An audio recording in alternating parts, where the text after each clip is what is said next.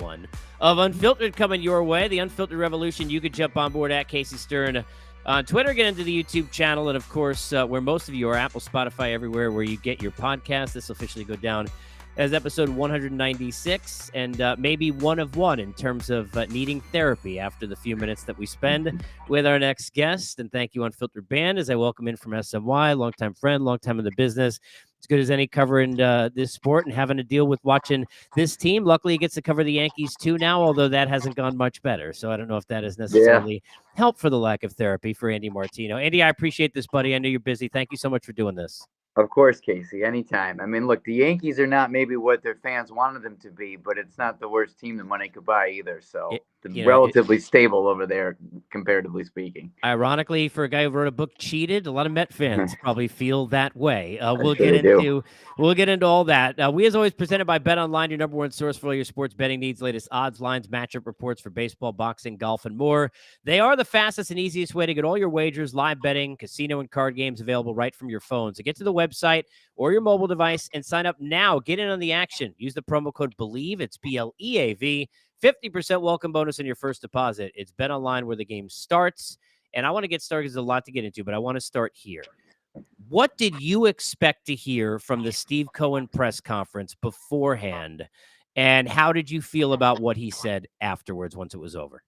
I expected, Casey, exactly what happened. And, that's just from being around the team, covering Cohen now for a few years. You know him as the owner of the team. And sort of seeing up close that some fans have created, and not just fans, I shouldn't just blame fans. Like, it's been happened in media, fans, public. There's this fictional Steve Cohen character of like the bombastic George Steinbrenner type that's sort of arisen in people's minds. And while he's aggressive and ambitious and wants to win like Steinbrenner did, he's really more of a Hal than a George in terms of his way that he wants to run a baseball team. He likes to be process oriented. He says things all the time, like if I hired and fired people after a bad month or even bad few months in my hedge fund, I'd be out of business, things like that. So it was the kind of calm that I expected him to project. And I'd say the only thing that was, so how did I feel about it at the end? The only thing that was a little bit like, oh, you were really explicit about that, and that's kind of interesting, was the idea of selling at the trade deadline and how open he was to it. It's obviously a rational thought, so I think it just underscores his rationality. He's not going to throw good money after bad if the season doesn't deserve it, and if the team doesn't merit it. But I thought it was unusual. We listen to GMs all the time who talk around everything. For Cohen to just be like, yeah, if we're in this position, it'd be silly to buy. I thought that was nicely direct. Yeah, I like that as well. And I want to get into that. I know you just wrote an article, which people could find in your Twitter for SMY about a lot of that. And I want to get into some of what the possibilities are. But I was, look, I try and be rational, but irrational. Obviously, yeah, I mean, you know me for years. I'm a fan of the team. But at the same time, I try and look at it from a standpoint of covering the game. And any good leader, and this is not a baseball thing or a coach or manager thing, it's a company thing, it's a parent thing, and we're both dads. You have to be measured. You can't be impulsive and emotional. You have to have that steadying of the force. And I expected him to do that. I wasn't surprised that that's what we saw from him at all. And it's like Met fans wanted him to just like start throwing things and throwing tables and all that other kind of stuff. And a lot of it because of Buck. And I want to kind of start there. The game lost 42 aside, because I thought the lack of urgency in that game where they're sitting there with a 3-run lead, you're against the Phillies, and I'm not seeing Ottavino or Robertson, and then I am the next day. I had a problem with that too, right? It was not Zach Britton still in the bullpen of years ago, but it wasn't great. Outside of that game, you're watching this team every day. What do you make of how much the fans have tried to put this on a Buck Showalter thing, the same guy that they praised for helping them win over 100 games a year ago? I think it's nothing short of stunning, Casey. This is the same person who's the manager of the year last year. It's funny. It's not like, oh, he was manager of the year in 97 or something. It's like he's currently the reigning National League manager of the year. He didn't become a moron overnight. He's also not perfect, and nobody is, right? There's a lot of I don't want to say mythology around Showalter. That's not a fair word to him. but there's a lot of well-earned reputation for him being a brilliant baseball mind, but that doesn't make him obviously flawless uh, in-game manager. Nobody is, but it has surprised me that it's fallen on him. I think where a lot of that began here in the local uh, market is disgruntlement over his reluctance to play some of the younger players that have come up. But in fairness to Showalter, a guy like Mark Vientos didn't really have a position, and they perhaps didn't feel he was as ready offensively as his AAA numbers showed. He's gotten a lot of flack. Showalter has for playing Daniel Vogelback a lot. I'd be willing to guess that he's being a team player there more so than being obsessive about loving Vogelback. I think that's like he's Agreed. Buck Which Showalter. Come every on. manager has to be right now, by the way. Exactly. Like, Yes. what's he? So if someone's looking for his press conference to be like him to be like Vogelback sucks and I hate him, that's like what people are looking for him to Well, say. yeah, It's like, that's the stupid thing. And Andy, I was just thinking this as you're saying this. Everybody's going to get, and they get mad at you all the time, right? And they're going to get mhm. mad at me. And I get tweets about like I'm some Showalter apologist, right? The idea that he is the sole reason or biggest reason is the problem I have. We all understand he's the manager. Buck would tell you he takes responsibility as the manager for some of what's happened. That's part of the job. But how does the accountability not fall on the roster and the players? It's not his fault that all they had was Daniel Vogelback, that the Correa deal, and I understand what he hasn't done, didn't come through, that Marte yesterday was just an example of what he hasn't done all year. How is it that he's got to go to the Brighams and the Walkers at all, right? I mean, I just Yeah, don't understand that David Peterson fell off the reservation. We can go on forever and be here yeah. forever. But what I want to know is when you're around that club, the feel inside. And I want to talk about specifically something that you put out there that I thought was really important for fans to hear again. And that's the Lindor Mm. conversation when you were talking about, and we have all had these conversations, like off the record, off the tape record, either way, right? Where people will say things, but he wanted it noted, just the feeling of that club and what they had for Buck. Can you kind of take us through all of that?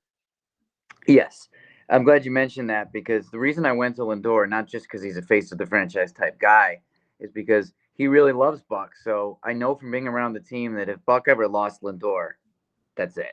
And so I wanted to make sure that Lindor still felt the same way as he felt in the past, and he sure did emphatically.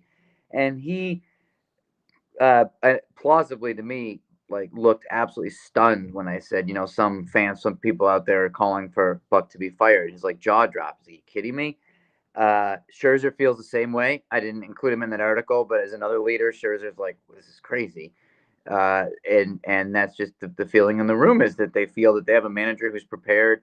I mean, look, if younger players don't always feel like they get the opportunity they want right away, I mean that's one thing. But younger players are also vulnerable to reading the clips about themselves probably and feeling like they should be right away. Whereas it's a manager's job to be a little bit more deliberate about working them in. Or Buck, like if you really want to get in the weeds of what Buck likes, he likes the JJ Hardy type, the player who does it on both sides of the ball, not necessarily a superstar, but has the right clock for where he's going to be at all times. And the Mets prospects are now rookies. Brett Beatty, Mark Vientos. They're not that type of player, at least yet. So Buck's trying to work with guys that he knows are not necessarily the well-rounded players yet at this type of his career that create a winning team. So that's part of what's going on here too. And but he's not going to insult anybody on his post game, pregame podium. So that's where Right. fans get mad a little bit. Which is not going to do anything. Yeah. Except you get these guys putting more. They're already gripping it too tight and clearly feeling some pressure. And one of the things that really kind of bothers me about the team when I look at it, and where this is a real problem, the Edwin Diaz injury is allowed to hurt you. It can. It can't cripple you. Mm-hmm. And it feels like it's crippled them because of the lack of depth, especially from a pitching side. How much, Andy, of all the things this season, has that not been the biggest thing that's been exposed? That they didn't have what other organizations have, where they can go dig down into that next group. They don't have another group. They've got guys who belong in AAA, and that's why they're failing in some of these spots at the big league level. I agree with you, Casey. You identified this major area. It's the issue, and it's a big surprise. I thought, Billy Epler thought, Steve Cohen thought, everybody thought that they'd assembled a exactly the opposite kind of bullpen. And there are a few moves that have really worked out, like signing Robertson and trading for Brooks Raley. But like the next tier, the John Curtises, the Jeff Brighams, uh, there are a number of guys that were supposed to be those Tampa Bay Rays, diamond in the rough, no name guys, and they just haven't panned out. They end up looking like the optionable, relievers that are not high leverage or not high impact. So it just hasn't been what their internal evaluations thought. And like you really see it showing up. Where the game, there's so many examples lately, but on Thursday night, Scherzer gives them a good 6 innings, and then you just sort of know whether it's going to be Dominic Leone. No offense to these guys. Tommy Hunter was the guy for a while before he was released, but it's Brigham. But the next guy out of the pen in that kind of situation before Buck is ready to go to his Ottavino, Raley, Robertson, it's going to be tough in a tie game. It's going to be tough to keep that game tied. That's the way it's played out, as you Yeah, well know. here's the other thing, and you get a better sense of this than me, so feel free to tell me that I'm crazy. But from the outside looking in, and Buck, look, leadership is management, it's ownership, it's manager, it's also in a room and it's players. And this is not high school and college. When you're talking about the guys that are veterans and getting paid this kind of money, that policing, as we like to use that word in this sport, has to come from within. All of the mistakes that we've seen and the mental mistakes. And, Steve Cohen, I think rightfully so, used the tennis term unforced errors. To me, I wonder in that room, are there enough guys who, when we're not watching, are pulling other guys aside or grabbing them and saying, we're not taking this crap anymore. This isn't good enough. Do you get the feel? And I know Scherzer's the first guy I think of who would do it, but he's a pitcher every 5 days. It's Yeah. not as easy. Is there enough of that in this room? And is that maybe something else that we're seeing as an issue? Well, that bears the question: how much is enough? It's a really interesting question. Scherzer is that guy. There was a shot of him in the dugout uh, in Thursday's game. That he had a little moment at first base, with getting the throw to Pete Alonso, and I think what happened was, you might remember better than I. Let me think back now. The throw, I don't think. Oh, right, Alonso didn't glove the throw to first base, Yes, and correct. Scherzer's in the dugout after the inning, as some of cameras caught him, kind of vehemently explaining to Yeah. Alonso how he should have done the play. And at first, I'd like, oh, they're having a laugh about it. Then I was like, oh, they're not having a laugh about it. This is like, here's how you take a throw. And Scherzer's great with that. And Scherzer's not afraid to be unpopular too. Like, it's not like he's the most beloved player among peers Doesn't of his have to be. generation. Doesn't have to Right. be. It does not what he's going for. Right. Right. And He that's wants to why win.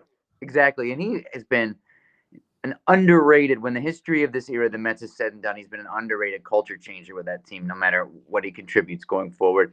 Lindor is like that. I think Lindor has really grown as a leader since 21, his first year here. I've really watched that happen and mature. Are there others? Boy. Peach is not that guy, right, Andy? I mean, like, I love him. He's a great guy.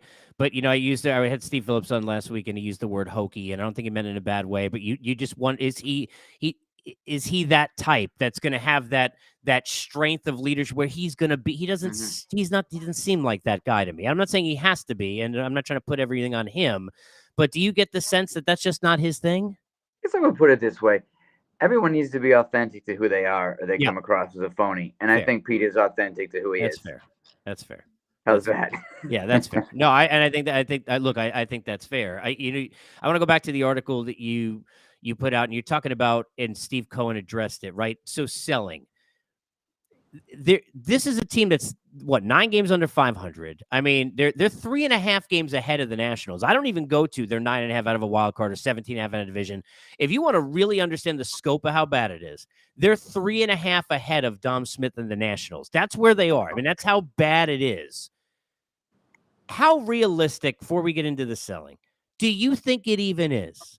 Even if the players play to the back of the baseball card capability, that they can cut this gap enough to make this a wild card race down the stretch?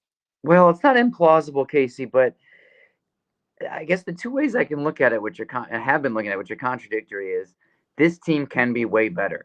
I've never seen this much talent on a losing team before, literally ever.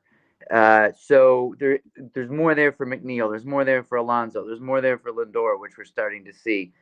I could keep going. Marte, for sure. Yeah. So sometimes it feels like they're too Impact's relief arms away from being a championship caliber team. I swear to God, it does feel that way sometimes. But the other way to look at it is, yeah, but look at the math of the standings. Even if they started to win, look at all the teams ahead of them. Look That's at right. the proximity to the Nationals is a good way to It's think of it too. crazy. You're right. I mean, it really Yeah. is So crazy. Yeah. can they? Yeah, it's not too terribly late. I think it was Buster who had a tweet a few days ago that every year a team that's 8.5 games out of the wild card over the past Yeah. however many years have made it I 4 or think 5 years. Cohen used that, right, in his presser, I think. He did. Cohen Yeah. did use it. That's Yeah. right. Everyone at the highest levels, they're all just scrolling through Twitter looking for reasons Yeah, to right, be exactly. optimistic, Yeah. right? They're just Motivation. owners are just like us.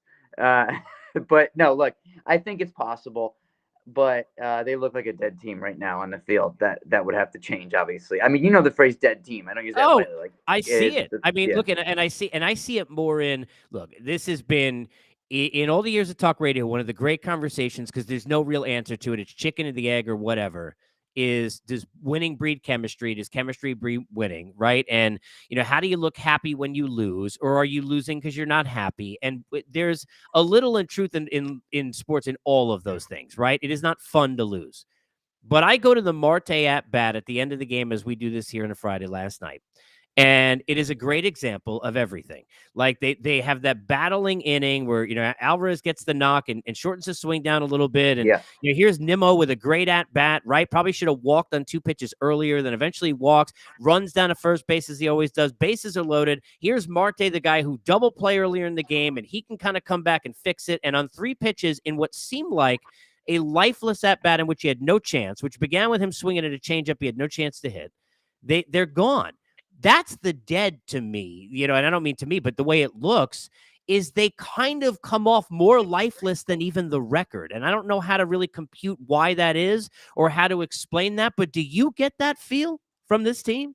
yeah. And the example you just offered is actually one of the more lively moments they've had lately. At least there was a rally to begin with. I mean, oftentimes it's just like I during the loss the previous night, I turned to someone in the press box and was just like, "This is the most boring close game I've seen in ages." I think it Yeah. was a one-run game at the time when I said that mid-game. It later wasn't a one-run game, but Yep. but it was like, what? Why is it so boring? And it's just like the team. It's not that they lack personal chemistry. I'm not sensing real fractions in the clubhouse or anything like that. Fractures in the clubhouse. It's more um, just the deadness on the field. The fans are not excited because they see this. So there's actually like just a weird bad dead energy in the It's a ballpark bad too. vibe, right? It's Yeah, there just is. a It's just like bad vibe. they're not drawing that great, or if I don't know how many tickets they're Yeah. selling, but there's enough empty seats Yeah. But for they're a coming in team. angry, Andy. I mean, they're Yeah, they're coming in coming to in watch angry, the team ready to. lose. Yeah, and almost worse than angry sometimes.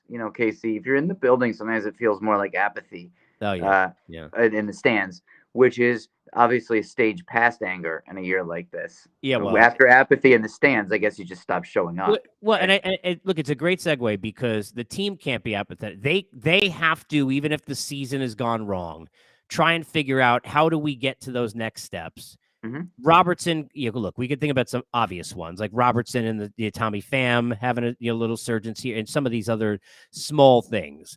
But they have proved, and we saw it in a smaller deal with Escobar, and it was discussed, I think, in the Cohen presser, somebody asked it, the willingness to eat some money to fix this prospect issue, especially from a pitching side, right? Which they definitely have. Hmm. How much do you get the feeling and believe, because it's going to be a Steve Cohen thing, not a Billy Epler thing. It's going to be his choice of him trying to find deals for maybe Verlander and Scherzer, where he's willing to eat money if he can get somebody desperate to give him some sort of a prospect haul to get those 2 guys in. Yeah, as hard as it is to believe, considering where the teams seem to be over the winter, I would not be surprised at all for them to. In fact, I would be surprised if they didn't gauge the trade market for Scherzer and Verlander, and if they continue to lose, of course. Figure out what kind of prospect you would actually get for the idea that you'd eat the money. Would a team still get like the current version of Justin Verlander? Is that worth a desirable prospect, even if the Mets are paying? Those are the kinds of things they're going to find out. But yeah, if they continue to lose, that's what they'll look at because they are very, very, very sincere. When I say they, I mean Cohen and Epler, about building up that farm system. And if they see an opportunity to do that, they won't be shy about. I think the only thing that would be really, really, really tough for them to swallow in this category would be trading Alonso for prospects. Other than that, I would expect them to explore. Yeah, and I think one of the tough things we may see in the next few weeks is the team itself may, just to your point, because of the roster, play better and play better enough to be 5 out of a wild card with a Yeah. fan base that's trying to believe, and they may not be able to then trade guys because this organization, I don't care what regime, what owner, they all say the same. They go back to the will, but they don't listen to the media. They don't care about the fan. Yeah, of course they do, and they understand. So that's going to be difficult. I want to hit one more thing and I'll let you run, and that is on all the talk about the baseball ops. And I've been saying, I'm the Stearns leave the last S off for savings, like the latest Dial a Mattress commercial. But David Stearns, is there any? I don't even know how to Is there any way he's not the guy? I mean, Oh how yeah. much can we dance around? Is that a thing where it could be somebody else, or is Oh this, yeah. you think, all kind of wrapped up? So give me a sense of kind of where is he in this mix right now for that gig? It's not wrapped up. I I've spoken to Steve Cohen, so in that sense, I'm further along in the process than Stearns is. I mean, they've never met. Uh, Obviously, there aren't that many candidates. Obviously, this is a guy whose contract is going to expire. This is a guy who has a pre-existing relationship with Billy Epler, who will remain a very important part of this mix. So there are many reasons to think that this is somebody who could find himself the president of baseball operations for the Mets. But Steve Cohen is uh, somebody who values personal chemistry as well, has it with Epler. And, there was an arranged marriage situation going on with Cohen and Theo Epstein. They had one meeting and they were both like, nah, respectfully, but no, not a fit. Could that happen again? Of course it could with Stearns. Uh, I think the reason why this one has more traction is because there is that relationship with Epler already. But they have to go through that process of meeting and figuring out if they're all going to be a fit. One thing's for sure.